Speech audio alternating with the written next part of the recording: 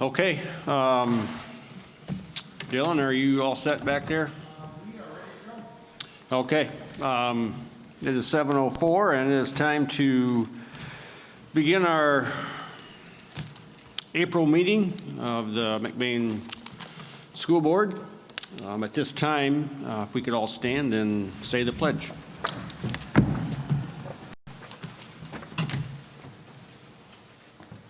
I pledge allegiance to the flag of the United States of America and to the republic for which it stands, one nation, under God, indivisible, with liberty and justice for all.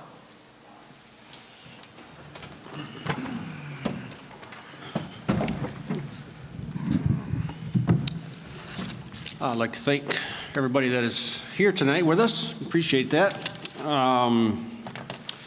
The first item on our agenda is to amend or accept the agenda, and we do have to amend that.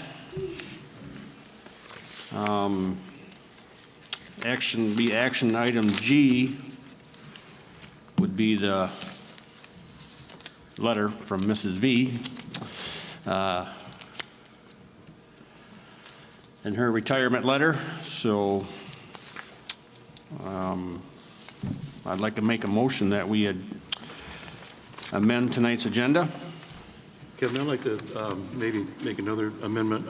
Okay. I had asked before, at the end of the meeting, I think it'd be appropriate to have a board roundtable where we just go through the members and see if they got anything to say before we adjourn. I think that would be a good thing to do if anybody's got any comments or questions. Or so I'd like to suggest maybe adding that as another agenda item. Okay. I guess I would like to add to my amendment to the agenda to have to inquire Ken Stahl's idea of the round table. Motion. We have a motion. Do we have support? Support. We have a motion and support to amend tonight's agenda, which would be action item G, and which would be Mrs. Vanderfluk's retirement letter, and also a round table for board discussion at the end of our meeting. Any more discussion? All those in favor say aye. Aye. Aye. Aye. All opposed? That motion carries.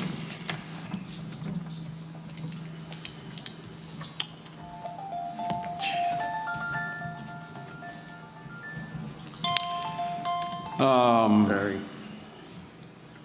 Our next item on our agenda is for public comment. So if there's anybody that would like to, from the public that would like to comment now is the time.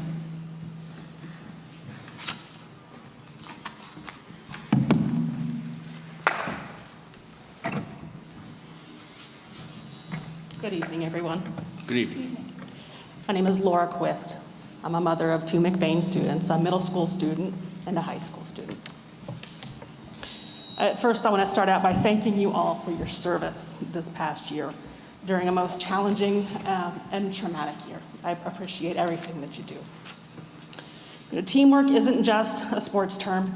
It applies to life on and off the basketball court. It applies to much more than that. It applies to life, all and everything that we do. And teamwork is what is needed as we work together for success against this virus. And teamwork is, I'm sorry, and it's that teamwork and working together as a team that's going to give us that success. And that should be the priority. The priority should be working together for our health and the health of our students, of our faculty, of the staff, of our families, and the community. That should be priority number one over education, and over sports. And in recent times, I think that we got these priorities out of order, but I think we can correct that through teamwork. In the last few months, we've seen traumatic events, and they include the death of a Marion coach, of Coach Wilson. They include former principal Pat Smith and his slow recovery from COVID, and how he's training himself to learn to walk. And we're all praying and cheering him on as he's doing that. Recently, we've seen the passing of Dave Ebles. And most recently, the passing of our own Amy Weaver.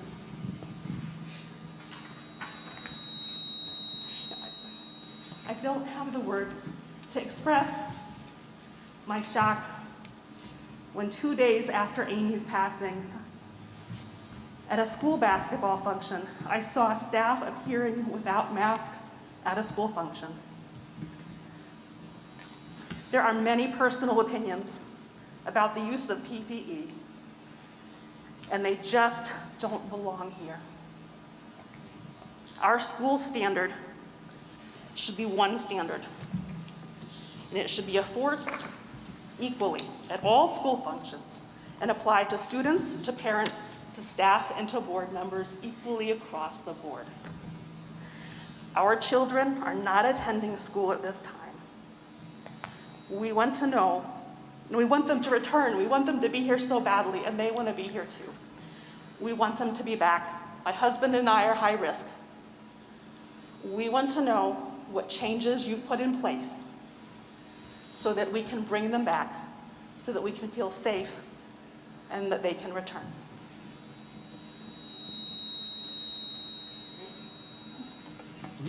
Thank you.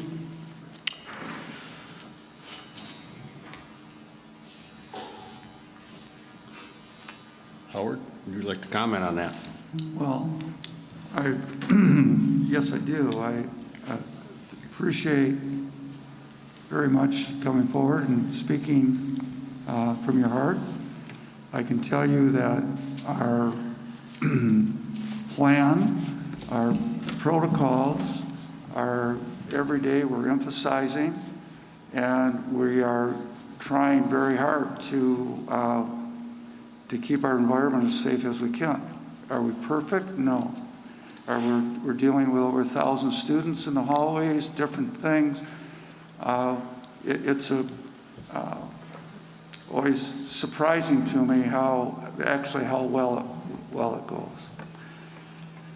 On Monday at 8 o'clock, we're having a staff training session for all staff where we're going to be re-emphasizing protocol and safety, messages like what you just said from the community. And we'll be talking about that and strategizing how we can improve upon what we're doing. We know that we're not perfect, but I can assure you that we have the safety of the children first and foremost on our agenda. And we looked at, for example, the governor requested the high schools to consider going remote for 2 weeks. We just looked at on Wednesday of last week, we tested every spring athlete. We had 0 positive results. All were negative, 0 positive. We had, after 2 weeks of being remote with a high school prior to spring break, we came in very clean, and we still are. Over the weekend, we had 2 children test positive in elementary, and we have 2 classrooms that are not here that are in quarantine because of it. I guess my point is we're working all the time to monitor it and make it as safe as we can. And if your children aren't here, I believe you've talked with the principals and we've come up with some alternative plans for them so that you have an option of keeping them home. That's the world that we live in today. You do have the option of if you're not comfortable, that you have your children at home. We would hope if we're open that you feel comfortable in coming, and we're going to work very hard to make that happen. Kevin, Thanks, Howard. I hope that answers some of your questions. It does, and I also appreciate that the school used their resources to share the vaccine plan. That was emailed out to everybody, and I thought that was an excellent thing. I also have some signs that Thing Pharmacy printed out about upcoming clinics that they have around. And if you would be so moved to display those, they're posting, they've got a website, so people can sign up for times or to volunteer for those clinics. And they're happening right here behind the pharmacy. I think that's an excellent way to encourage community. Okay. we're really, thank you for that, we're really in this together. And I look out here at the three principals, and sometimes I get concerned for them because not only they are educational leaders, but they're also trying to be our safety leaders, and the job can be extremely overwhelming at times. And I would say here we are on April 12th, and we've come through peaks and valleys as it relates to this situation. And we're still standing, we're still educating, and Exactly. and we're gonna do our best to make it as safe as possible. Is that the clinic, the one that's sponsored by McBain Area Pastors? Is that the one you're referring to? It's one that Steve Eagles started promoting last week, and they held one at Clayton Union Township Right. Hall. I think that's with Mrs. Barton, Yes, Pastors, Amanda okay. Barton, Yes. yes. I understand they vaccinated like between 200 and 300 people in Falmouth on They did. Saturday, so that's a great start. Yes, I volunteered for an hour of that, and there was a terrific showing from the Good. community for that, and they're gonna keep on doing that. I understand the health department has spaces open all week long as well. Yes. So I'm just going to add one thing to that, and it's kind of going on to what Howard has just mentioned. You know, the leadership of this school in the cleaning staff, the leadership, the teachers, it doesn't end Monday through Friday from 7:30 until 3. We were getting text messages Saturday morning. My daughter is one of the quarantine students. So that was all day Saturday that I got to, I was getting information from the school. Mrs. V, worked all weekend, I'm sure, on that. And so, it is a teamwork thing. There's never, I didn't expect to wake up Saturday morning to that. That's for sure. I'm sure they didn't either. So it is a lot. It is, we can control, and I'm a control freak. So I've had to really worry about, I can control what I can control. That's all I can control. I can't control, who maybe sends their child to school that's not feeling well. I can't control who gets sick on a bus. I can't control that. And so I do commend though what the school leadership and the teachers and as you did too, what they've all done because, they were working Saturday and, bus garage was making out calls on Sunday. It never stops. So I do thank you guys for that. I'd just like to add, I saw the same failures you did, but I see failures out on the street. I just did some traveling and I saw failures at the airport, and there's failures all over the place. Comparatively, I think we're probably up to or exceeding the community standard. It's not perfect, and I see the same failures you do. And I personally mask, but yeah, there's failures. But I think there's failures across the board, and I find myself once in a while now, since I've been vaccinated, forgetting this. So, yeah, I don't know, we're in it together, I guess. It is, and it's hard too because you have people on one end of the perspective on this stuff, and you have people on the other end, You do. and Totally. you're not going to change their minds either. No? And so, But when they're here and when Yes. they're on our payroll, I would expect that they would follow our standard. And when they're on their own time, Yep. that's something. Yes. And I think that's what Howard is emphasizing, that there's going to be some retraining coming up and reemphasizing, and, but I think they would expect the same thing, yes. Very good. I'm pleased with that. okay. You're welcome. One thing I would add to that too is, I made it to all the basketball games. We were the only school one other school went through the process of cleaning the basketballs between timeouts. Otherwise, we're the only one. One other school went through, wiped down the chairs between games. We were the only one otherwise. So, yes, we had some failures, no doubt. But we put up forth more effort than others that I've seen out there. I'm sorry your successes weren't full. I Yes. was not familiar with that part of the story. Yep. I'm grateful for that. Yes, it's awesome. Any other public comment? Okay, hearing none, I guess we will move on to routine matters. First one is we have to approve the minutes from the March 8, 9, and also March 11 meetings.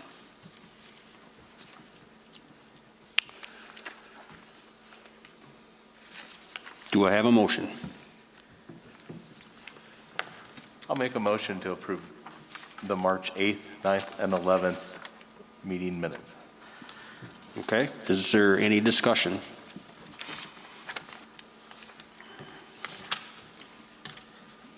And I'll support that motion. Okay, I have a motion and support to approve the minutes for March 8, 9, and 11. All those in favor say aye. Aye. Aye. Opposed? That motion carries. Kevin, we should make note that we have minutes yet from the March 2 meeting that are not approved yet also. There was a question last time on that regarding the minutes for the closed session, and so the March 2 minutes were not approved. So just keep that as an open item, if you would. Okay. I don't know if that's been resolved yet. I'll make a note. Ken, I pulled that out because I wanted to have an opportunity to, What's that? I pulled the March 2nd one out because I wanted an opportunity to go over that a little bit with you before we come back with it. Okay, perfect. Okay. Yep. Very good. Next one is to approve the treasurer's report. Well, I can start off or give you an overview Okay. of what we have.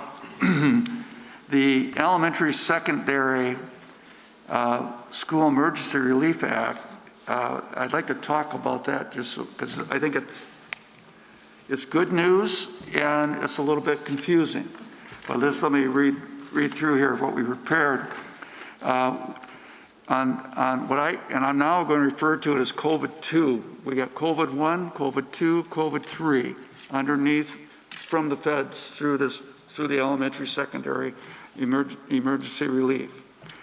As you recall, in number 1, we received $118,000 that had to be expended by December 31st of 2020. We use those monies primarily to buy for safety protocols, plexiglass, cleaning materials, extra staffing time to allow for the safest possible situation. Now we're in the process. We received $499,000 for COVID-2. I have an allocation here, and I'm going to pass this out to you. These are projections of how we could spend those dollars. And I'll pass them to your right and to your left. Here. There you go. Thank you. You'll see there, and I'm not going to spend a lot of time on it tonight. I talked briefly with the executive committee before the meeting. We'll be talking. Some of this has ramifications for the property committee that's going to be meeting on Wednesday. But we have been allocated $217,000 that we're going to receive. That money, did you not get the right thing, Doug?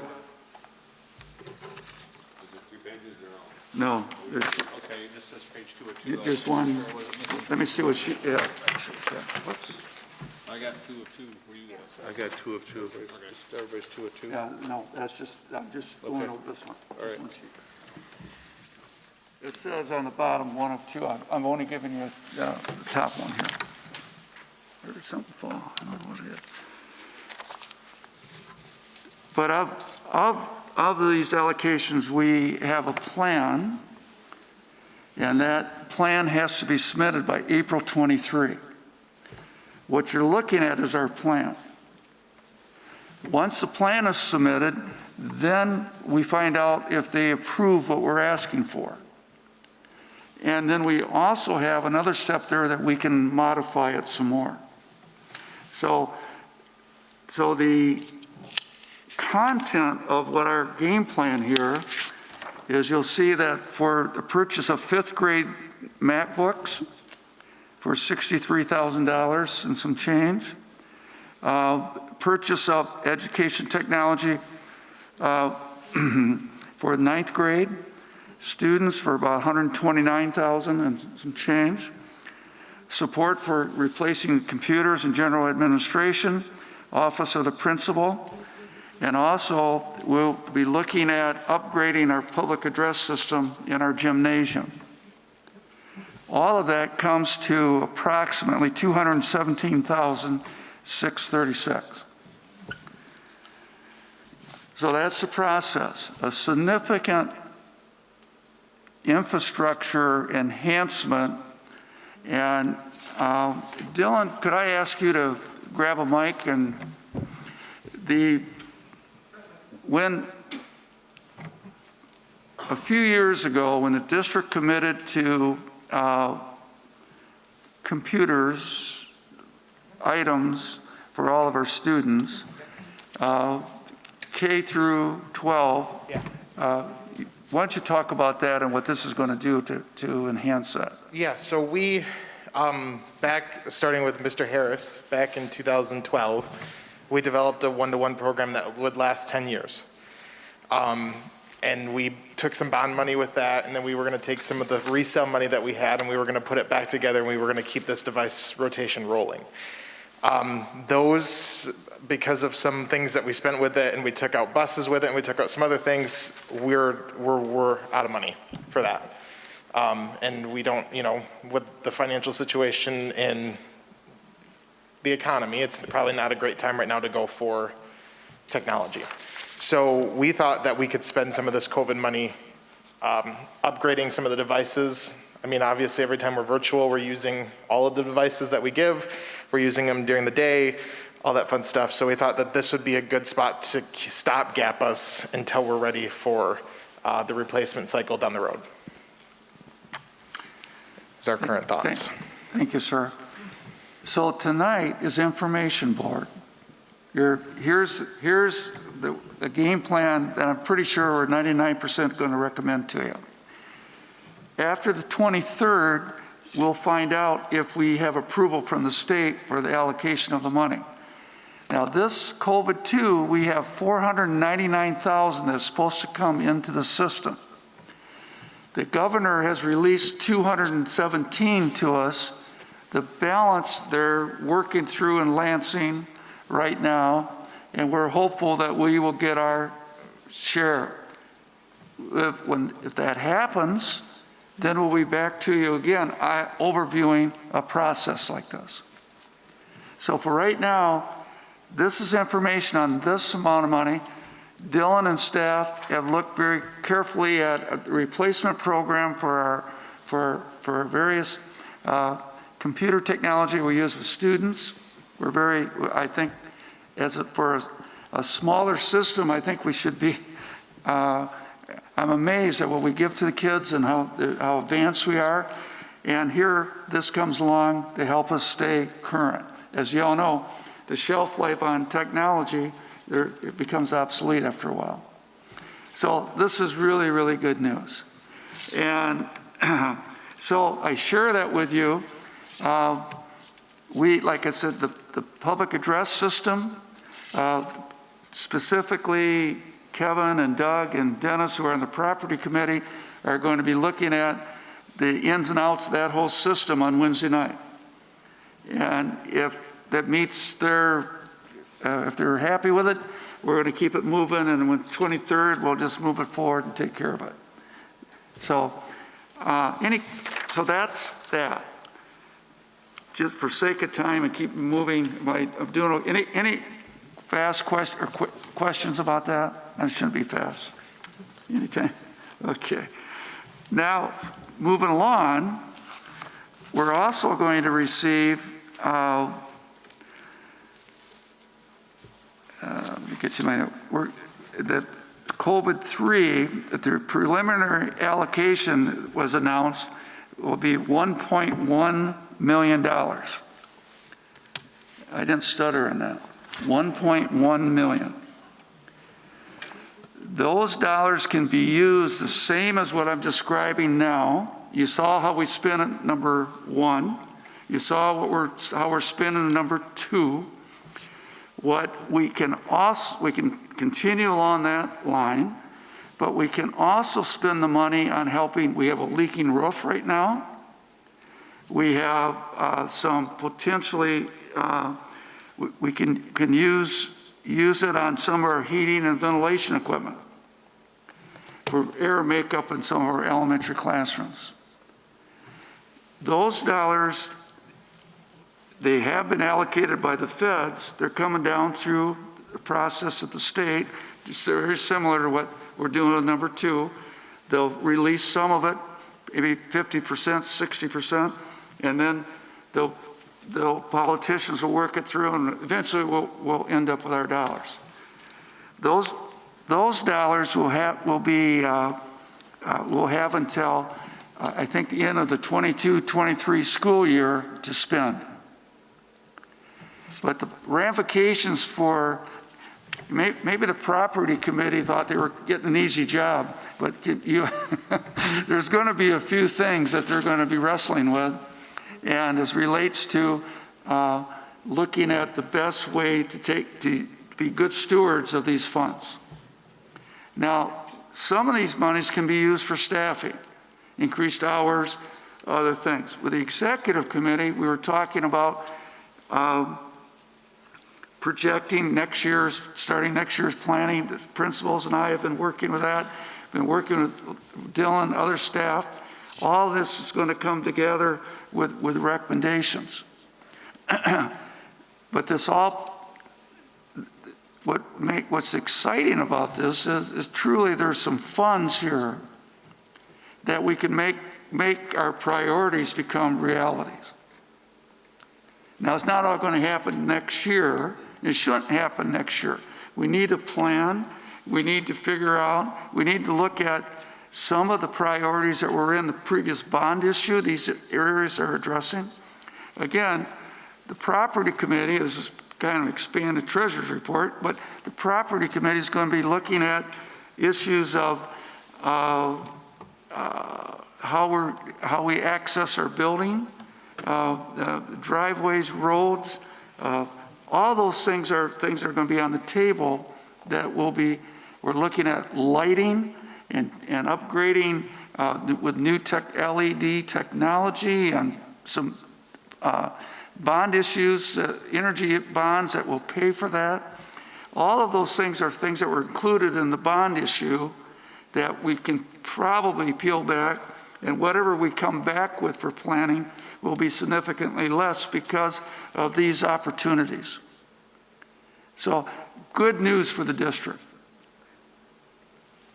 We might not have to wonder what we're going to do with our time for a while, but good news for the district. All right. That, I don't want to keep beating about the process. The process of obtaining and buying, we're talking about spending over $200,000 here. This is your first look at it. This is my first look at it. We'll be bringing you along with it. If you have any questions about it or why are you doing this or doing that, please text me or give me a holler. Work it through our various committees. But all of these are part of the plan that Dylan addressed that started in 2012, and most of it's replacement and upgrading, is that a fair statement, and keeping us current from what the board, when the board adopted a technology plan in 2012. This money has to be associated with COVID, correct? COVID relief and that piece of it? It is, I heard you say this is coming from COVID funds, Becky, yes. Right, I mean, that's the governor's intent for this monies, correct? Or the federal government's intent is COVID-related. So technology is COVID-related. I guess I'm having a hard time understanding how our roof is COVID-related. Well, you have to take care of your COVID specifics first. Okay. But there's 17 areas that you can spend money on. Got it. And this is one of the ones that we can spend it on. Okay, perfect. So it's to help systems stay current, and Okay. it does get a little, some of these things you can't ask too many detailed questions. Got it, that's okay. So But it's there. just spend it until they say no. And we will not be spending any money in areas that we're not supposed to spend. Okay, just checking. Thank you. Good time, wouldn't it? Yeah. I mean, I would have fun with it, but no. I just wanted to check. Dylan, do you have anything you might want to add about this package? I just wanted to reiterate though too, right? So when we renew devices, we usually sell them off either to the community that we do sales every summer, or we'll sell them off to a company that pays us to take them. All of that money then gets put back into general fund to use for other things too. So it's a cycle, very much so. It's that's a great point. In conclusion to the Treasurer's report, we are currently working on budget revisions for this year, and we're starting our tentative planning preliminary budgets for next year. So that's the work that's going on the side of the scene. Okay. Mr. President, that's all I have for you. Okay. That is a treasurer's report. Do we have a motion? So moved. Support. We have a motion and support for our treasurer's report. Is there any further discussion? Hearing none. All those in favor say aye. Aye. Aye. Opposed? That motion carries. The next one is consider our general fund invoices for payment. And before I turn this over to Mr. Matt, myself and I believe Denny Hooker would like to abstain from this vote, being that we have checks in there that were made out to us for ball game working. So That's why the total was so high. yeah, it could be. Got it.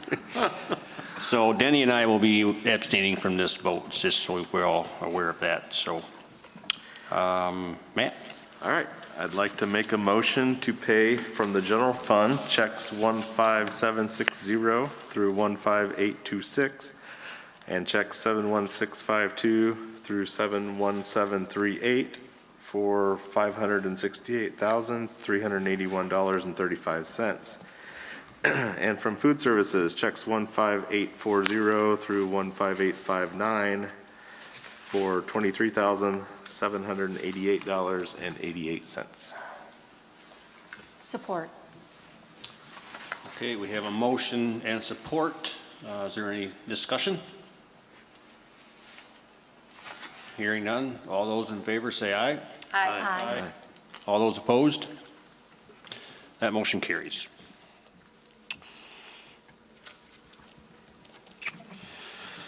We are on to reports and communications, and I guess I'm first here. I guess first thing I'd like to say is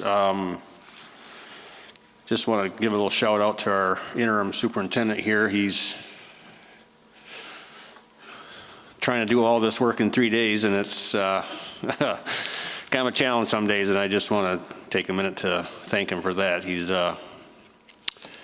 put in way more time than what he bargained for, I think. But appreciate that. And also, I don't know if Kim is going to talk about this or not, the little mask reader thing. I don't know if that's in your report or not, but I heard some really positive things from that. And so just a little shout out to Mr. Marcus Mead for heading that up. I'd like to congratulate both our basketball teams, both the girls and boys, both had a phenomenal year. Obviously, it didn't end the way we wanted to, but just want to acknowledge them and their efforts and through all the hurdles. And I know our spring sports teams are been outside and getting going, and so excited for that. And so I think that's all I have. Superintendent. Thank you, Kevin. I'd like to start with updating you on Little Wheels. And I'm going to call in Dylan and Mrs. Vanderluck to help me a little bit. We have a slide up here that shows our Little Wheels logo. And I'll just ramble a little bit, and then Dylan, you can help me, and Kim, thank you. Kim, why don't you start with that? That's a good spot to go. I have what's up on the screen, this is what it looks like in real life. We have Dylan and Jake and. Your mic's not on.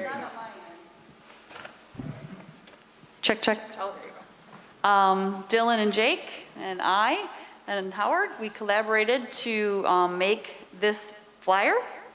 We've made 50 of them, and we're going to start putting them all over the community and beyond. We decided on probably a 25-mile radius on those cork boards you see at grocery stores and those types of things. Currently, we have 20 enrolled. With our goal of 12 per classroom is pretty darn close to being 50%. So that is good. Okay, do you have more in your, I don't know what's in the PowerPoint. Do you care if I continue, Mr. Knapp? Because I have a little list. You go ahead, and I'll fill. Okay, and you'll jump in? Okay. I'll fill in after your. Okay.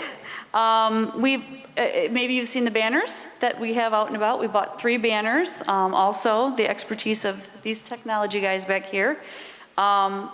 We put those out. The day that we put up the first one, Dylan got 3 people enrolled, just that very first time. It's in the line where the parent pickup is. And we got some enrollment there. We're going to start a blast for WTCM radio starting tomorrow. It's going to go 2 weeks really heavy and then 2 weeks sliding off a little bit. Some of the blasts will just be simply McBain Preschool is enrolling. Now is the time to call, and it's going to say where to call, and then some will be a little more involved. We also have a plan to host pastors. We've invited them to come and have a luncheon to see the facility with hopes that they would then be a voice for people in the community that are interested in or maybe have some questions. We've also planned a staff visit for them officially one day after school, actually next Tuesday. They'll come over after school and we'll have some refreshments so that they can come around and see what we've done, because some of them have only seen the outside. The next thing we have is a community leaders open house, which you can see on the overhead there. And I worked with Dylan and Jake today, getting these ready. The goal would be to do city council members, foundation members, and then I went through the City of McBain website and picked out the business owners. And so it's this little flyer here, and I'd like to give you each one if you'd like to attend. It's from 10 in the morning till noon on a Tuesday. Thank you. Yes, thank you. And those are enveloped and stamped and ready to go tomorrow. One for you. And I mentioned the city council, right? If there's any other group that maybe that didn't pop into our brains, is there anybody other than the general public that should maybe come to the business owner one, the community leaders. Any other groups that come to mind? I think it'd be a good idea to include the NMC superintendent. I did. Oh, did you? Yes, I did. Yeah, Yes, for the community leader ones, I did. yeah, Mhm. good. Yes. And then the same night as this is the morning, and then at night, we're going to have a general open house for all community members. And, sorry to steal the let me- show, Howard, but that's what I had to report on tonight. Kim has been busy. So on the 19th, or when are we having the pastors? The pastors we've invited on the 21st, but they have not responded yet. Yeah, but what, the date is the The 21st. 21st? So we're going to have pastors of the community and asking them to come in, to make sure they understand the program. Then the next week, on the 27th, as Kim said, Yep. we'll have business community in the morning that you just got a flyer on. Yep. Staff open house in the afternoon, and then a general public open house in the evening. And the banners, flyers, the radio ads, all aimed at the same message of we have a program that's starting. We'd love to see you and enroll your preschooler. In addition to that, on Friday, did those go out on Friday?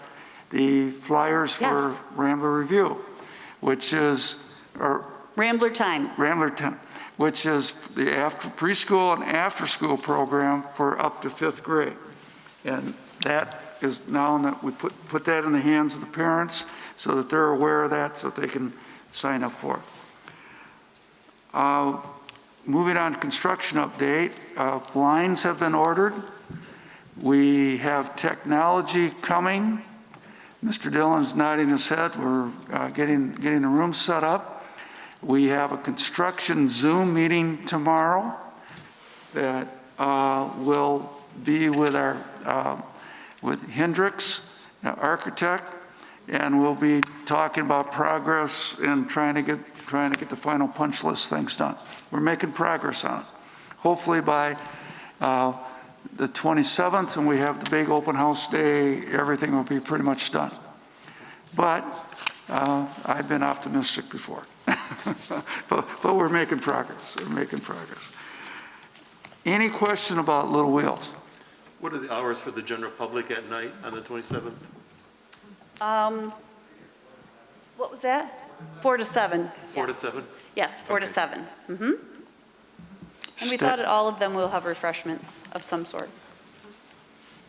And staff, we're having something special for them from 3 to 4 after school.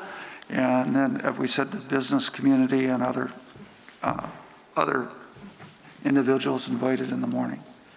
Does the business community include other communities, or is it just McBain? Like, It was initially just McBain. It's been only just McBain mainly, with the idea that that would get some people in the know, to kind of get the word out and spread it. Did you have a suggestion for? well, I was just thinking, bigger employers are always, HR people at bigger employers are always battling, childcare related type issues. And there might be an opportunity to make sure that, Kelly Cater at my work, or, Yeah, someone at. Great idea, Matt. that is a great idea. Are aware of it's an opportunity. And especially the Four Winds Management, we'd love to have them come over and show. Yes. I Yes, even that's a wonder great about the idea. Misaki County Chamber of Commerce, like the chamber through Misaki might be a smart idea. Okay, great. Yeah, they've kind of taken over. I mean, They've done a really nice They're job. promoting McBain businesses. Yeah. The Lake City Chamber is Yeah, kind of included the McBain community in their, Yep. in their fold, so. I think so too. And maybe is it the Falmouth area? I don't know, Good. Yeah, for sure.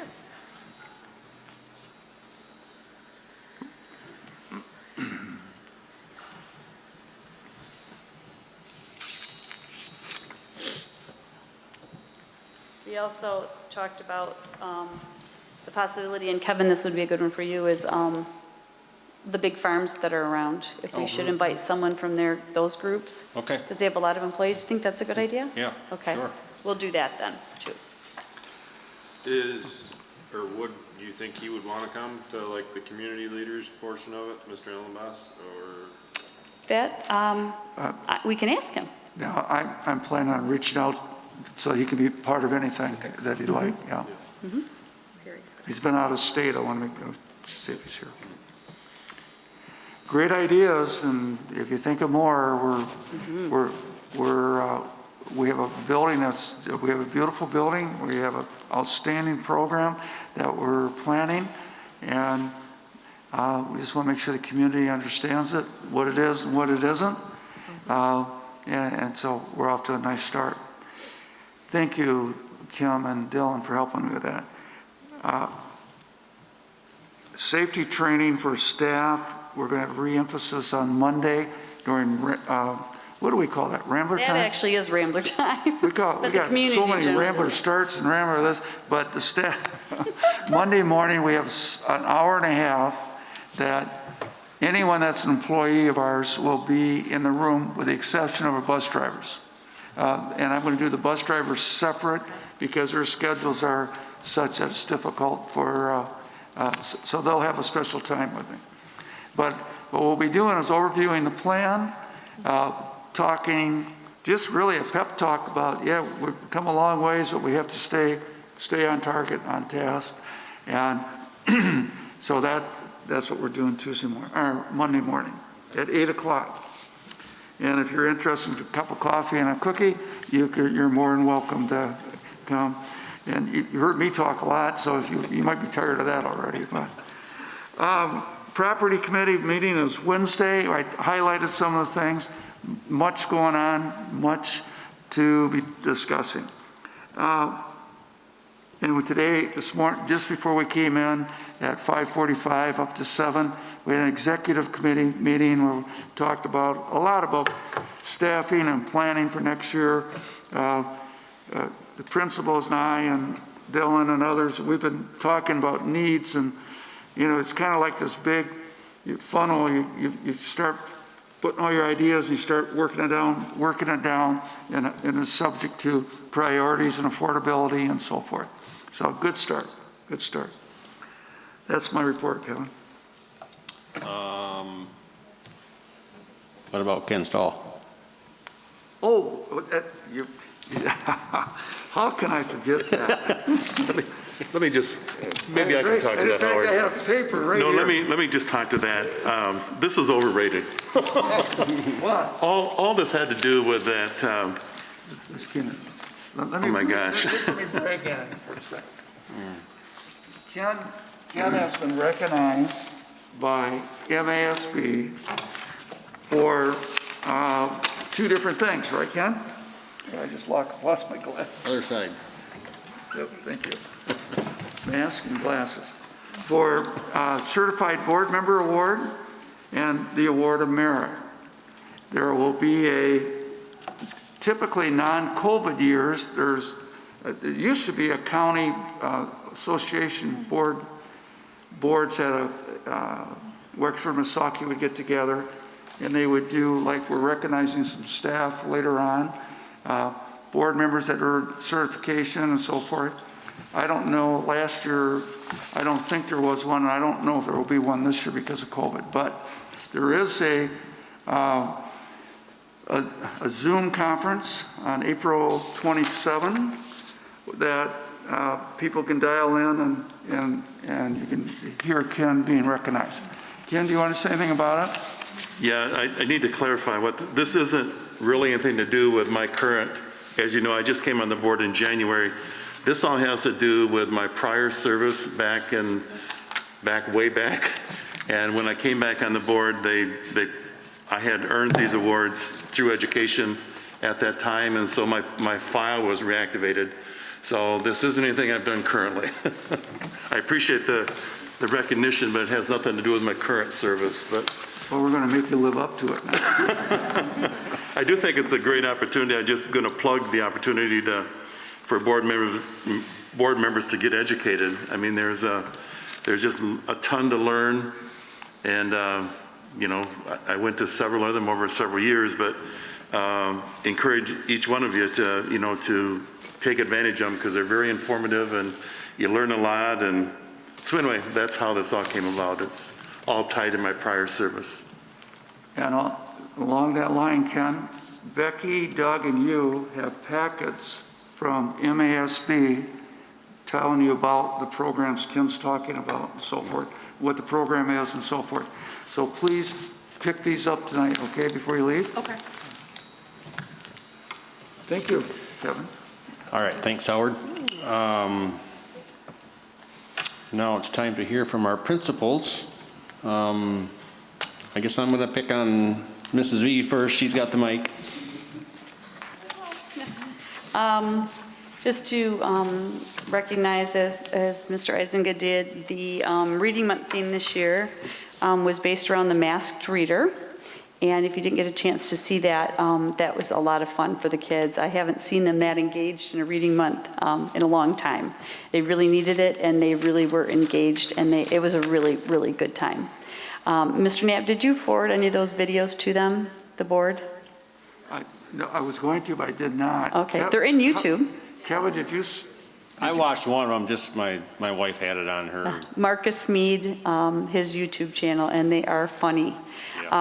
He plays a game show host. He's quite a good actor. It was quite hilarious. Kim, I would like to say that I thought Tammy and I did a better job than the one that was recognized. I don't want to be, you know, Mr. Dillon became the masked reader. Some donkey or something won it, but I don't know. Yeah, Wonky Donkey, isn't that what it is? The kids loved it, and then Mr. Knapp and I were standing in the hallway last Friday, and one child walked by and said, "I think you were the masked reader," to him, and then someone else said it to me. So very fun, a fun way to get excited about reading. They very much enjoyed it. You know what, I will forward it to all of you. It's about 18 minutes long, and if you want to just watch something and be in a good mood after you watch it, I would encourage you to, we'll send it out to you. So they did a great job with it. Yeah, it was very cute. Also, Mr. Mead did do the videotaping and stuff, but it was actually the third grade team's year to do that. So they were very involved with that plan. So it did include the third grade teachers, Mrs. O'Malley, Mrs. Ellenboss, Mrs. Bode, and Mrs. Westorp. And then Mr. Mead helped them.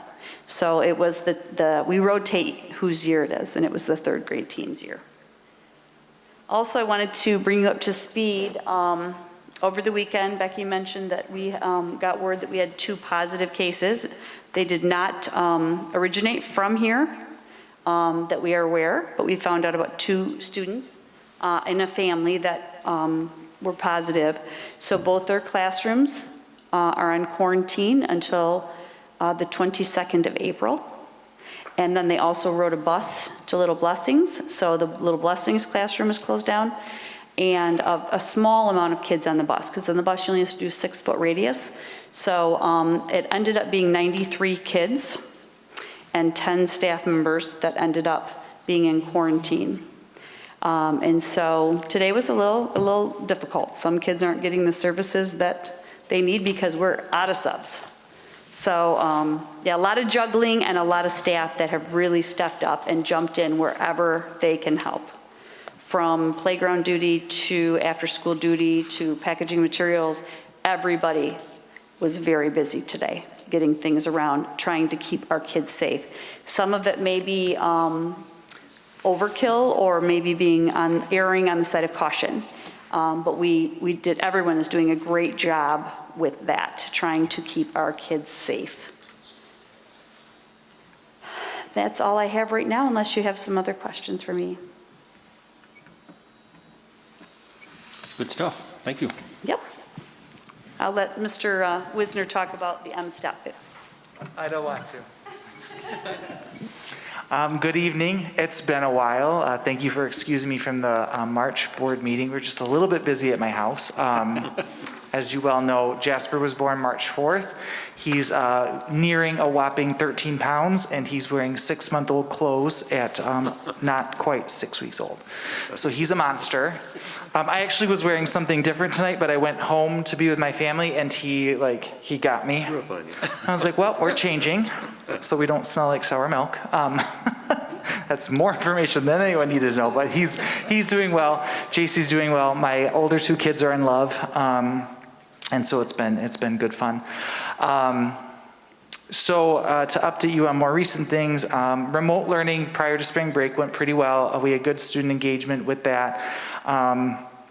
And so they were attending their Zoom classes and everything. It was a little bit weird ending the 3rd quarter, starting the 4th quarter. So coming back from spring break, we knew we'd have to catch some kids up on some things.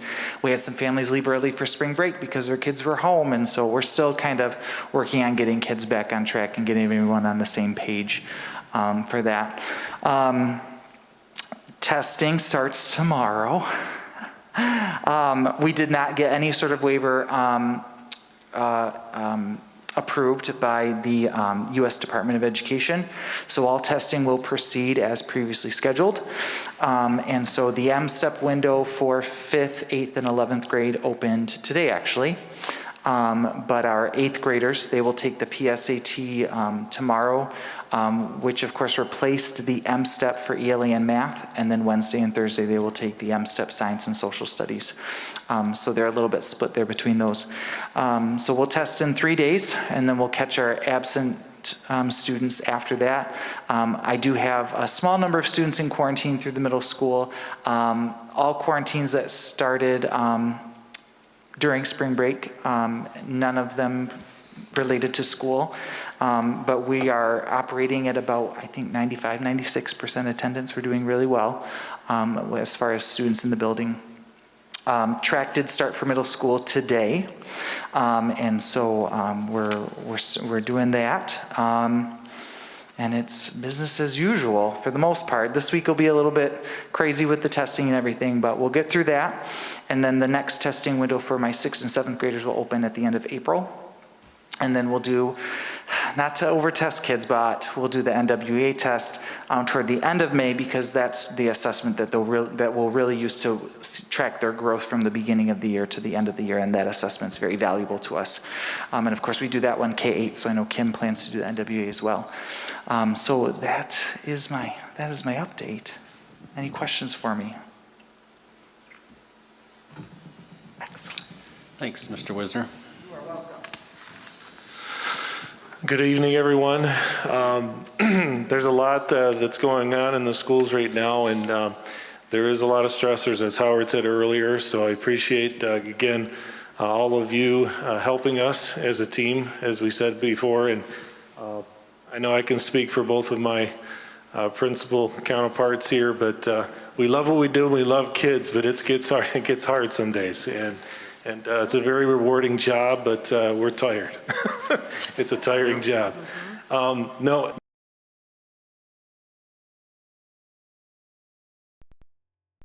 That we're doing, and so we're going to share those things up again Monday and make sure that everybody's aware of those protocols. But in terms of the high school, we're working hard on trying to get kids scheduled for next year already. With Mrs. Podsett, she's quite a whiz on Power School, and she's built a schedule already in Power School and had the kids during the 2-week time before spring break. They were given a short little tutorial of how to get into their own Power School and schedule on their side. And so hopefully this will become more of an efficient way for us to do this instead of old school paper and pencil.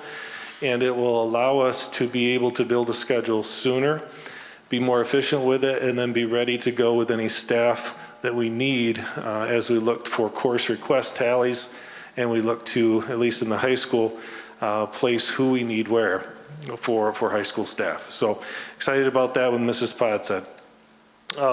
Our senior trip, our kiddos are supposed to be on their senior trip this week, guys. But Gary came to me, Mr. Vanna, last week, and he just said he doesn't think this is a good idea, and I agreed with him. Under our current situation here in the state of Michigan, it's probably not the best that our seniors are leaving right now. and going on a trip. So we're going to push it off for about a month, guys, and hopefully in that time there can be some progress.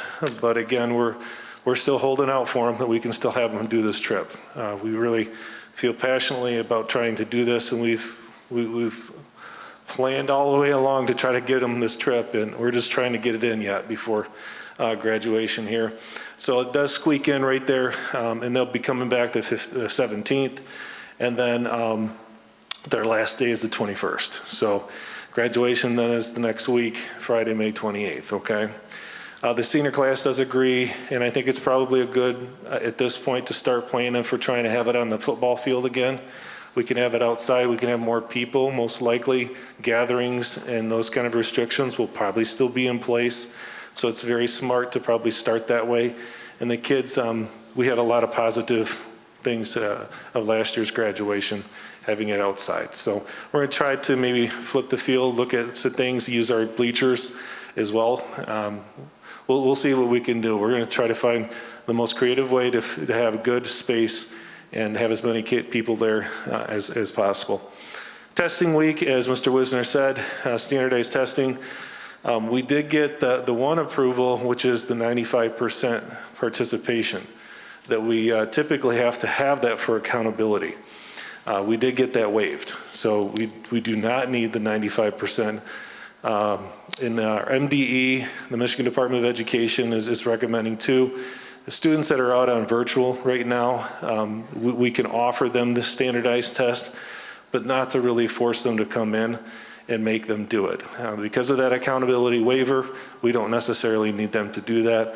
Of course, we made in my office phone calls to my 8 or 9 juniors who are out on remote virtual. Mrs. Short made those phone calls for me to make sure they knew if they still wanted to do it, they could do that with Mr. Wisner in a different area as well, and we're accommodating them. So for SAT, it's really important for college and moving forward if they would like to do that after next year. So we're making accommodations and making sure that they know that that's still available, okay? That's the most important grade level, only because they would want to feel almost behind with their peers if they don't. So that's testing week. Usually our seniors are on their senior trip during this week, so we can utilize our staff appropriately and have classrooms covered and such. Without them doing that, we're having alternative activities for them. Tuesday, tomorrow, they're going to have a choice to go to a college. Admissions follow-up if they've already communicated with a college.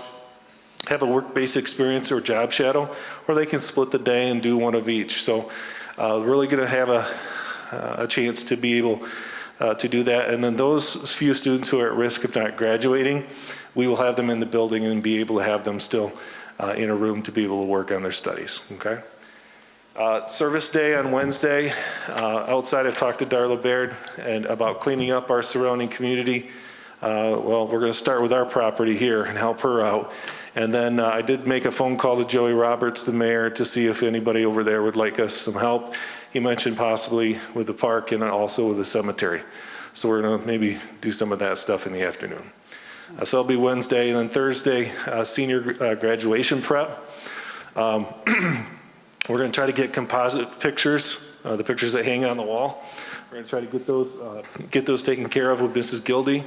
We've rented space, not rented, they just let us, the Baptist church over here, so we're going to take pictures quick, get them in one at a time safely, be able to get a composite picture still now, and utilize this time before this last month is going to go real fast, especially for you parents with seniors. You know that all too well. So it is going to pick up speed here, and we want to make sure we get the nice pictures for the wall, and then we're going to start some walking practice and look at doing that with them. Lastly, I sit on a committee. It's called the Safe and Healthy Communities Coalition between Wexford and Missaukee counties. A lot of leaders in the education, not only education, but in healthcare, sit on this community, doctors, nurses, things like that. And it's bringing awareness to drug and alcohol abuse as well as drugs that are prescription drugs and things of that nature. It is a youth focus, so we try to have those things. So there's a banner here we're going to put up at some point, and there's always a parent letter every year that gets sent out to senior parents. I think that was actually already mailed out with a third quarter report card. So hopefully if seniors have not, those will be getting to homes. Just encouraging people to be safe during this time as we celebrate and not have them, host those types of things that kids are not yet legally able to do. So my last thing before I'm done, I did want to make sure this came through right at the end of the day on Friday. Last Friday, our CTC, we had some students that made the third quarter, students of the third quarter. We had two gentlemen, Tyler Cucci from Applied Construction Technology, and also Dylan Schonert, metal fabrication and welding. So I wanted to make sure to mention them, as well as a very, very important check mark for two young ladies that are in our health science careers, our health science program. They finished their certified nursing assistant, their CNA, and they completed that task officially, and that is Alyssa Bode and Alexis Farr. So I'm very proud of all those guys. I talked to them all today and wish them way to represent. And so I know just it's one more step towards getting to the next level. And after graduation, especially with the girls that have the CNA, that's a nice spot to check mark as a do. So lastly, Karen Westmuth, I know she's on the docket here. I can't say enough about Karen. I was happy last year that she was chosen, and we're taking a public time this year to represent her as well. She does so much for our kids as my one and only para in the high school. And during COVID, I can't tell you how many trips to kids' houses of our special education students that she made, and the amount of time and effort on her part of even transporting kids if need be, and just overall in my first 3 years here, how much dedication she has for our kids. So I can't speak enough high things about Karen, and she's here every day. And so I wanted to make sure to put my plug in that I'm proud to see that she's noted today. That's it for me. If there's any other questions. I know I was long-winded, sorry. That's okay. That's okay. We thank you for that. Okay. Moving on to action items. Action item A, to reconfirm the extended COVID-19 learning plan and two-way communication report as presented. Do I have a motion? Motion. Support. We have a motion with support. Is there any discussion? The only thing that gets updated here are the contact percentages, right, basically? Is that true? Okay.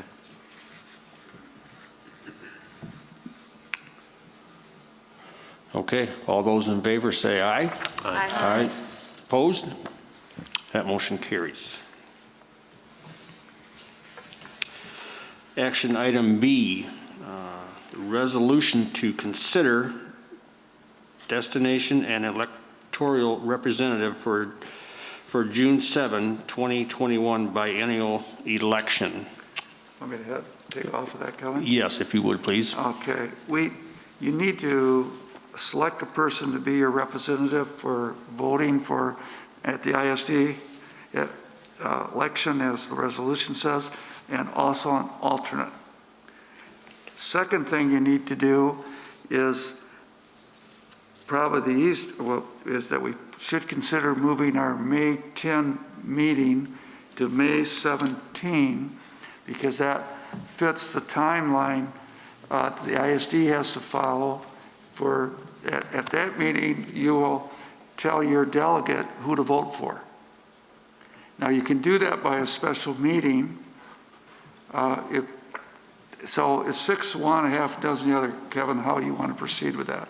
But you need to select two people, one to go to the on June 7. On June 7, the electoral body comes together to vote. Okay. On June 7.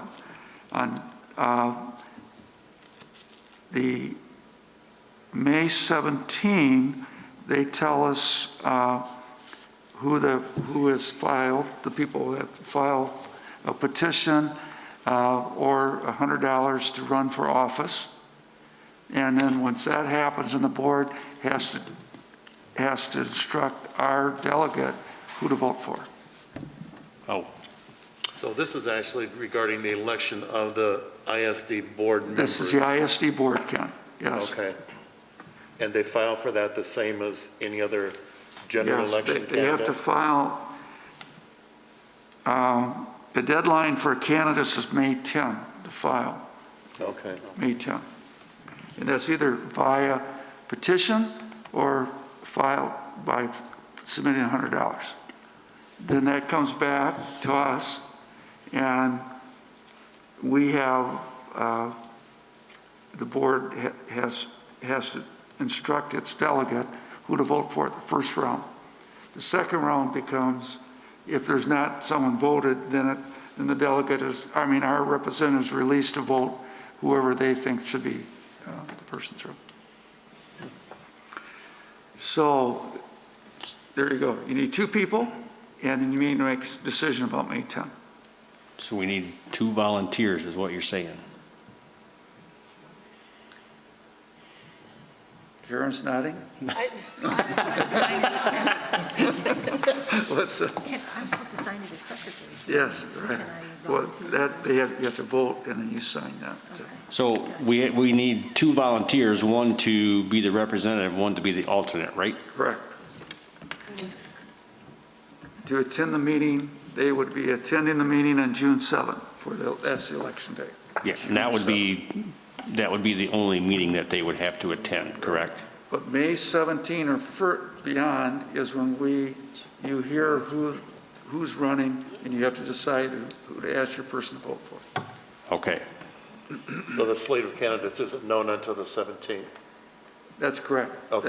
And that's Right. why, Okay. we can't do it on May 10th.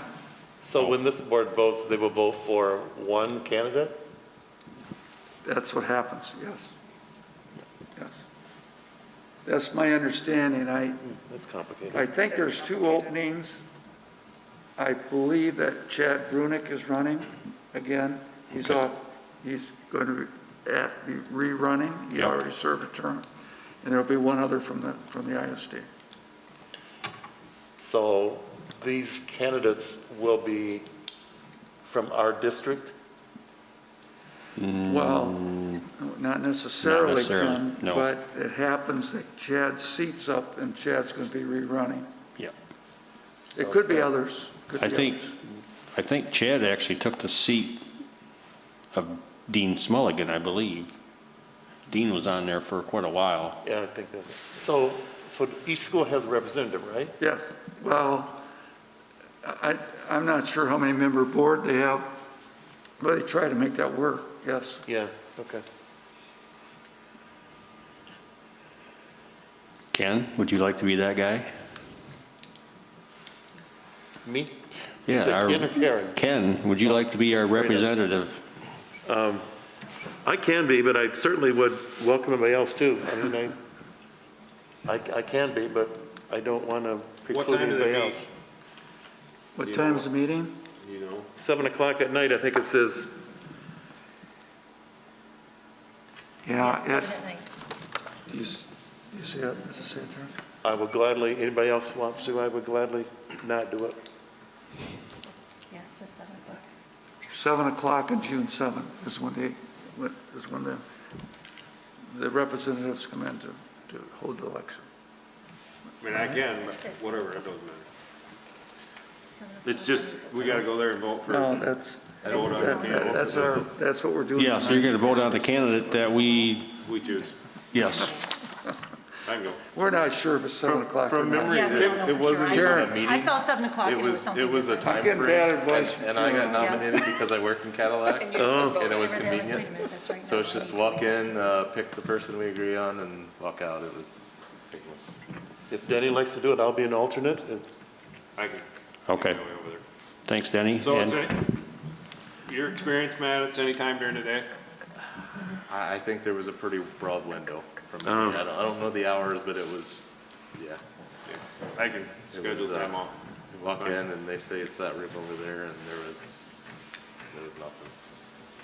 So Kevin, you need to form, we have a form here we have to fill out, a resolution. Okay. So the board has to vote on the two,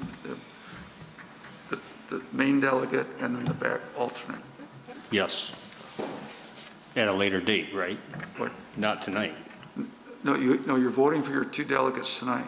Not Oh. the person that's going to represent. Yes, okay, We don't know who's running at this point. okay. So, So I can make a motion to nominate Den as the primary and Ken as the alternate, alternate yes. for the Perfect. June 7th ISD vote. Support. Okay, so we have a motion with support for Den Hooker to be our primary voting person, with Ken Stahl being our alternate at the June 7 biennial election for the ISD. Is there any further discussion on this? Hearing none, all those in favor say aye. Aye. Aye. Opposed? That motion carries.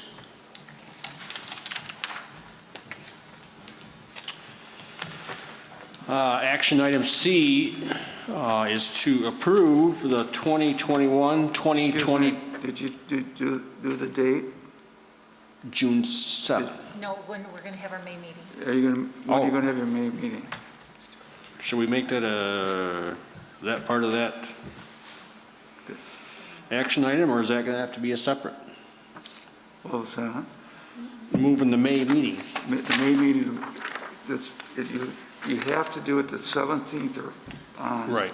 So we get the name. But That should be a separate action. item, that I should would be a think. separate action item, I believe. Yes, shouldn't yeah, probably should, yes. it? Okay. Okay, action item C is to approve the 2021-2022 school calendar.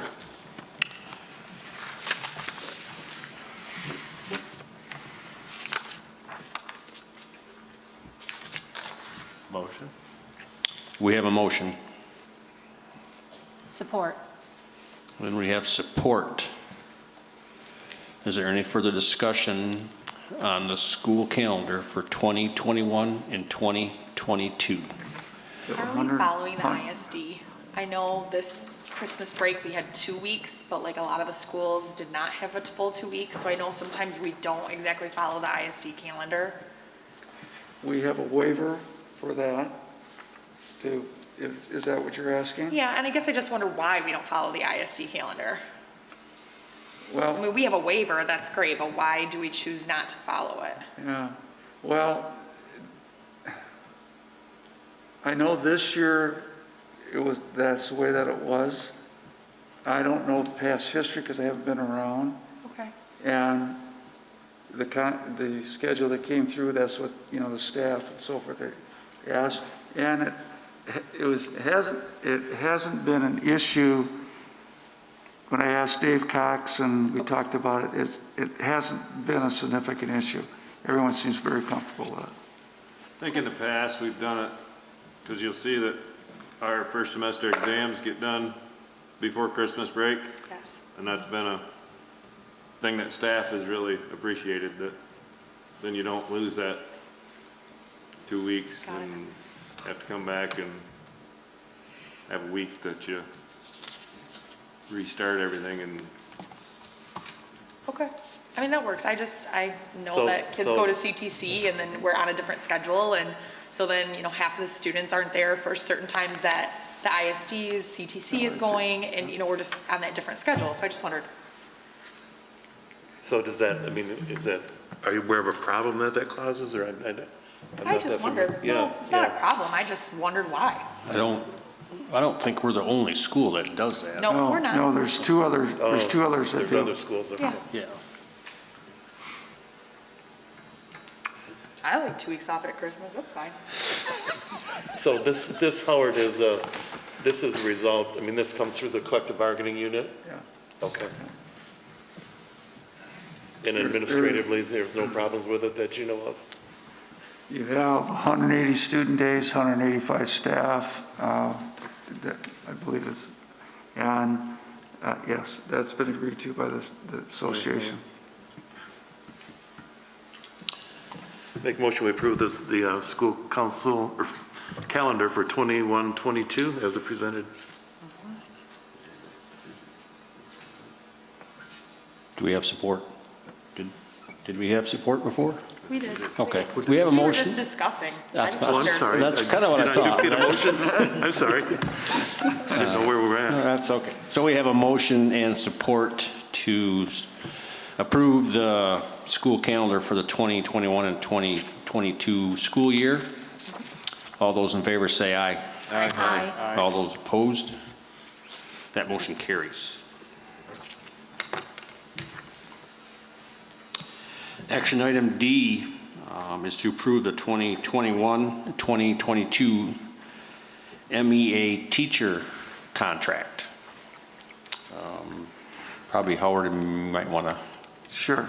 If, as you've noticed, that this is an extension of 1 year. It's a 1% increase. The association has voted to positively for this contract, and so historically, the association goes first and the board follows at that point.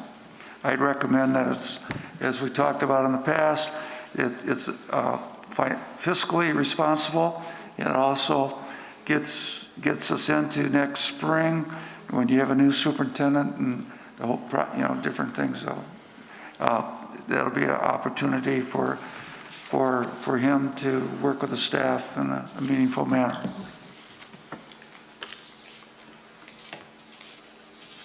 And when you say 1% increase, each step in the scale is just boosted 1%? Yep. Is that the way it works with the Well- base, or There's incremental steps that are built in, and then the 1% gets applied to. to each step then? Yes. Okay.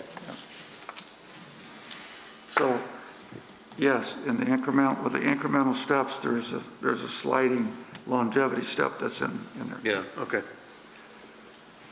Does this apply then, Howard, to Schedule B too, or no? The 1%? Schedule B, that's a great question. I'm going to say a tentative yes. Okay. I have not been asked for anything different than what the numbers are in Schedule B right now. I think, aren't most of them based on a percent of, so probably I think most of them are based on a percent of the scale or whatever, so they probably would naturally. I believe you're right. There was Okay. no discussion about Schedule B. Yeah, okay. Okay, do I have a motion? Motion. Support. We have a motion and support to approve the teacher's contract for 2021 and 2022. Is there any further discussion? Hearing none, all those in favor say aye. Aye. Aye. All those opposed? That motion carries.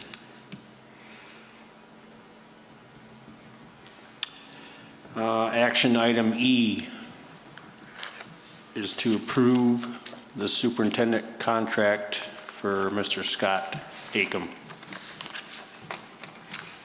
I believe everybody received a copy and had time to look it over. There was a few questions that were raised. Did you want to talk about those quick a minute, Mr.? I don't think necessarily. I believe a couple of the trust board members have reached out just for clarification, and I've seen them shaking. I believe everything has been answered. Okay. I'll make the motion to approve the superintendent contract. Or Okay, we have a motion and support to approve the superintendent contract for Mr. Scott Acom. Is there any further discussion? just thank you guys for the work you put into that. It looked really good. I think we got a winner. Yeah, I think we do. so thank you. You're welcome. Well, it took everybody from the beginning, you guys going through stuff till the end, so Yep. went well. Okay. All those in favor say aye. Aye. Aye. Opposed? That motion carries. You know, I almost wanted to cheer.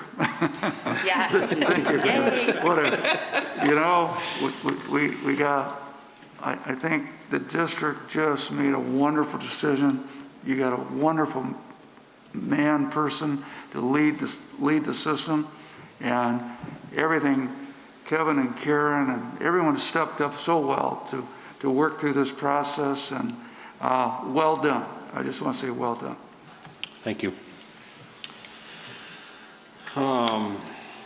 Action item F is to recognize Dawn Wilson, Karen Westmus, and McBain Watchdogs as MEA 2020 and 2021 Outstanding Persons in Education. Motion. We have a motion and support. Is there any further discussion? I'm not familiar who the watchdogs are, I'm sorry. Probably Mrs. V can probably answer that better than me. Actually, the watchdogs are a bit on a hiatus because they're not allowed in school right now. No. But they are dads of great students. Oh, okay. And they're dads that volunteer. They take a day off from their job, and they come to the school, and they do any number of things. I know Matt has done it. He might be able to contribute to it. And Mr. Wisner did it as well. But you generally get some time in your child's classroom and also help out in other classrooms. They go on the playground, and the whole goal would be to put positive role models, positive male role models for some of the kids that don't have a father figure at home. Perfect. I have done it a few times, and it is a lot of fun. Once you get past the whole making the time to go do it, it's definitely, Yeah, that's so needed. not just with our kids, or my own kid, that other kids that I was able to help. Yeah, It was great. definitely a lot of fun. Nice. Did we have a motion? I believe so. And we have support. Any further discussion? All those in favor say aye. Aye. Aye. Opposed? That motion carries.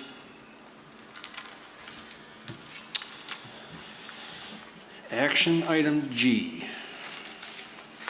is to accept the retirement letter of Miss Kim Vandervloot with a lot of regrets, but understandable too. Kevin, would you like me to read her letter?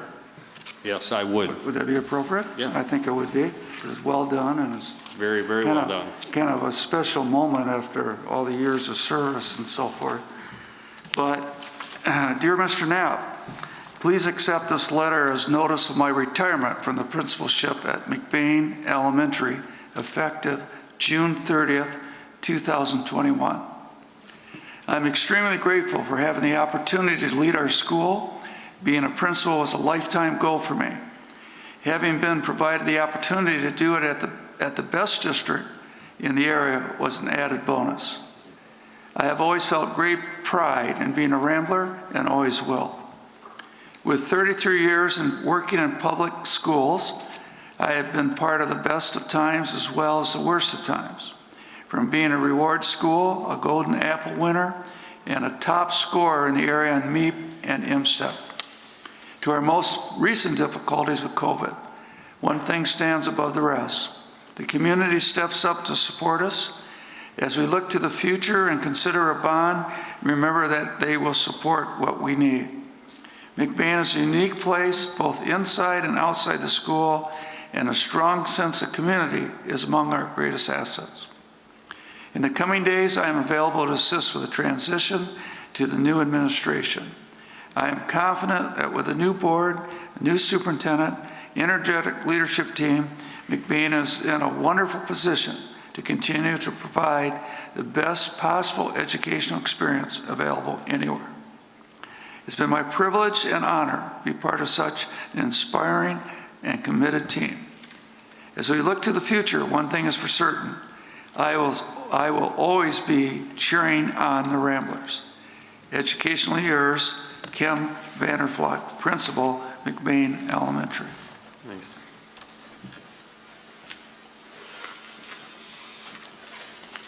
Nobody wants to make a motion, you know that. I will make a What happens if motion we don't to make a motion? accept the resignation. Support. Okay, we have a motion with support to accept Kim's retirement letter. Is there any further discussion?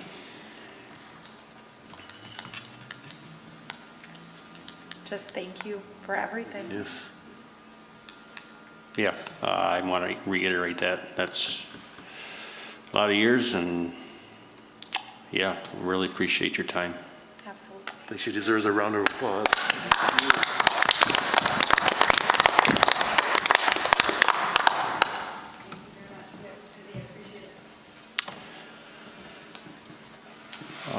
No further discussion. I guess it is time to vote. All those in favor say aye. Aye.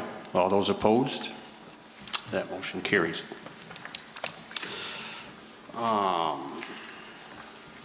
Now, if we're going to change our May meeting, do we have to amend the agenda Yes, that would give time. again? No, that's your option. If you want to have a special, you can do that also, but it has to be done May 17 or further, after. So what you're saying, if we don't, we would need a special meeting between the 10th and the 17th? What was that? What you're saying is that if we don't do that, we need a special meeting between the 10th and the 17th? After, from the 17th on and before June 7th, yes. I don't see a reason why we can't just change the meeting. Right, kind of what I'm I thinking. think we can too. I checked on financially paying bills, that it's okay to go another week. It won't be that big a deal for us. Okay. Make a motion that we move the May meeting from May 10 to May 17. I'll support that.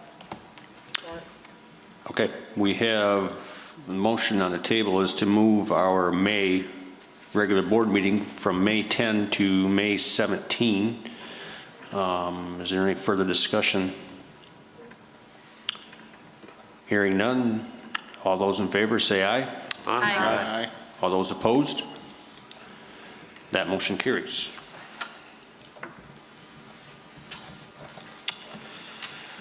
And that concludes our action items. We'd like to open the floor up to any public comment at this time.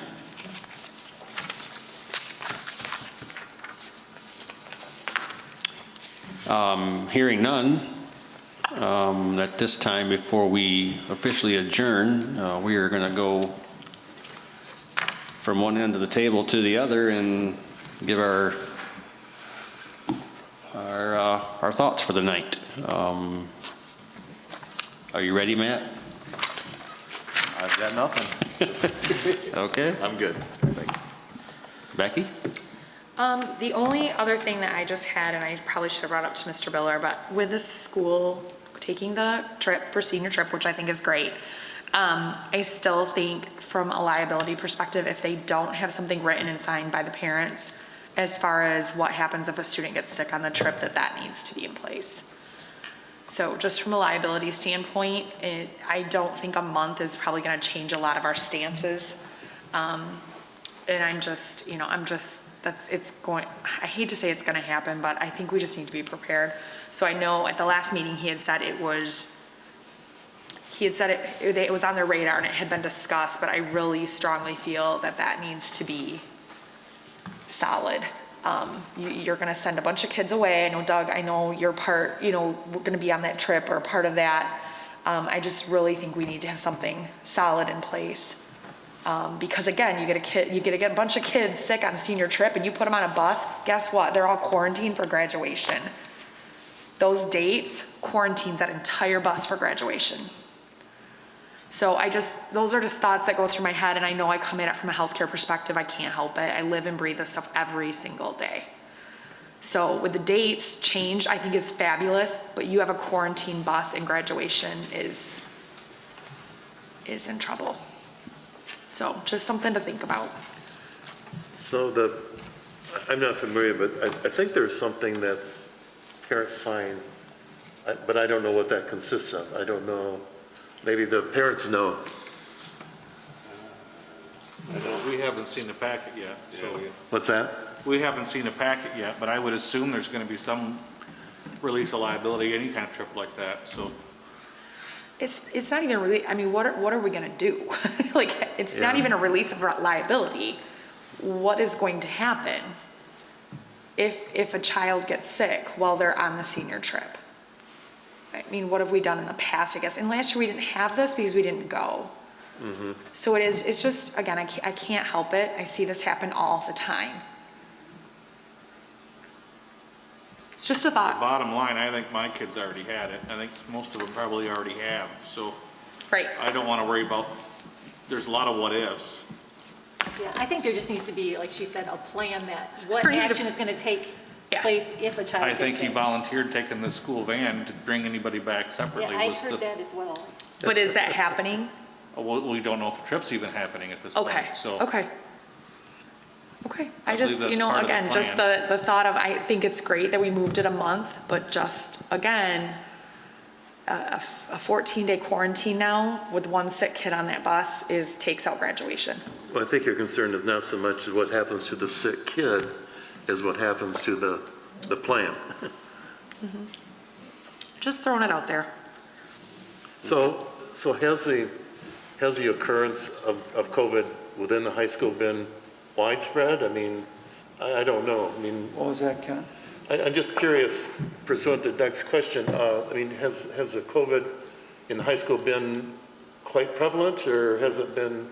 I don't, whether or not they've been tested. There's kids at that age that have likely had it and didn't know they had it. Yeah. And there are I people know in the when it went community around that the choose not to basketball team- get tested. I mean, that's their prerogative, that's their choice. Well, there was 3 students that tested positive on the basketball team. Mine had symptoms at the same time, but we simply didn't test, but we kept him home for the 14 days. So, how many times has that happened? Right, absolutely. Yeah. So, I don't know. I don't feel, in my personal point of view, that it is a huge threat to this age group of kids. So, I believe if the staff that's willing to go with them is not overly concerned, I think it probably should be left at that. I mean, the what ifs can be all over the map.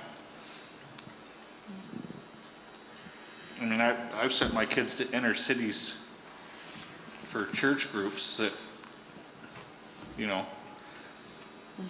the church group walked down the street past an area where there was a stabbing 45 minutes prior to them going through there. So Right. those are choices that we make.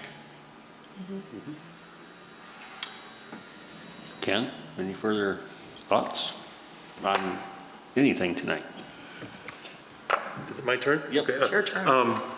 I wanted to bring up something which came up in the superintendent interviews, and I'm kind of passionate about it, and it has to do with schools of choice. We're not going to solve that tonight, but I know there's deadlines. I think I'm very concerned with McBain's stand on schools of choice. This was an issue during the bond issues. It's an issue for me, and I think it merits some in-depth studies as to how we do schools of choice, what effect it's had on the district, and how we go forward. And I know there's some timelines that have to be adhered to as far as publishing your openings and that kind of stuff. But I'm kind of on that because I have a real concern about how McBain is handling that and how it's affected us and how we go forward. and it was an issue in our last bond proposal. I think it merits some very in-depth studies. And I'm concerned about, you know, and I don't know the filing deadlines. I don't know there's a deadline, and there's certain dates where the board has to declare certain openings or whatever. And I don't think the board's done that for several years, officially, according to the minutes they haven't. And I'm just concerned about how that all works. And we're not going to solve it tonight. I'm just bringing that up because I'm concerned about it. It's a good point. Danny, are you ready? Sure. I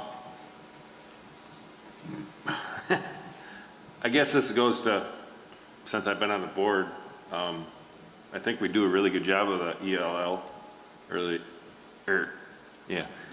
English language learners. But how do we do a better job of communicating with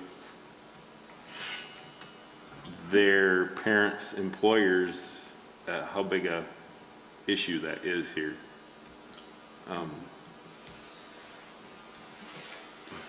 How do we reach out to them, I guess, I mean, and say, not that, whatever, I realize they're paying a lot of taxes anyways, but it's a huge issue, I think. In a supportive situation. In the supportive, because I've talked to legislators, and when I bring it up, they look at me and say, yeah, but they leave by the end of October, don't they? No, they're here year-round in McBain. And I'm sure there's other communities where they are too. But that's not on their radar at all either. No. So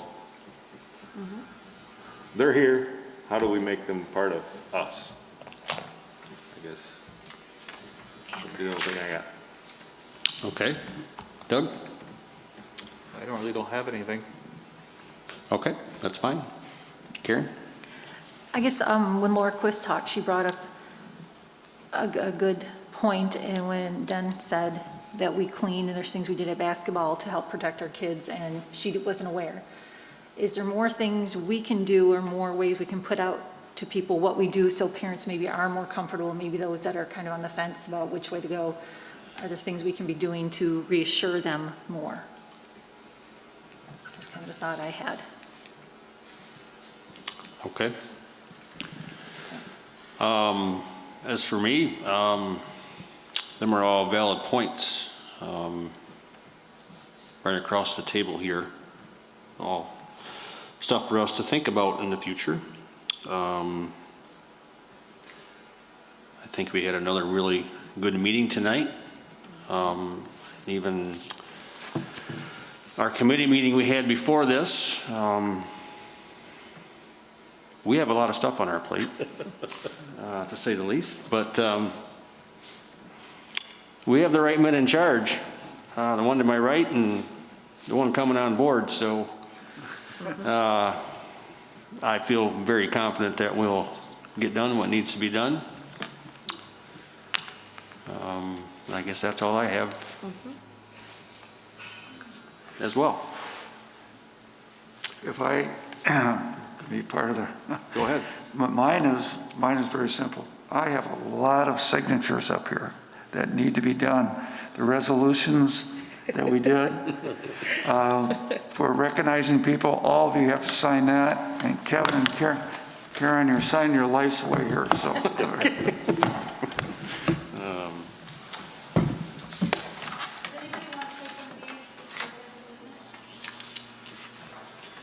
I will.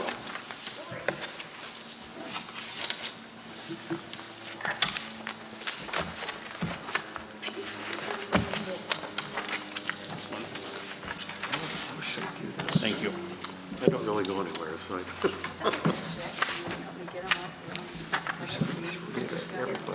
Oh, perfect, yeah. Do you want one at Cadillac Family Physicians? Sure. Okay.